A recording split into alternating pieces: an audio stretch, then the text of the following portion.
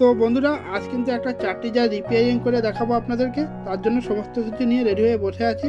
তো চাটনি জারটার একটা ব্লেড ভেঙে গেছে আর তলাতে জল পড়ছে। তো সেই জন্য প্রথমে আমি কাপলিনটা খুলে নেব। কাপলিনটা খুলে নিয়ে কাপলিনটা খোলা হয়ে গেছে, দেখতে পাচ্ছেন। এবার বুশটাকে বার করে নেব। ঠুকে ঠুকে বুশটাকে বার করতে হবে, আস্তে আস্তে ঠুকে সাবধানে বার করতে হবে। বুশটা বার হয়ে গেছে, দেখতে পাচ্ছেন। বুশটা হয়ে গেছে। এই যে নতুন বুশ নিয়ে নিলাম। নতুন বুশটা লাগানোর আগে একটু তেল দিয়ে নিলাম। এবার বুশটাকে ফের আবার সোজা করে বসিয়ে ঠুকে ঠুকে ঠিক মেজারমেন্টে ঢুকিয়ে দিলাম, দেখে নিন।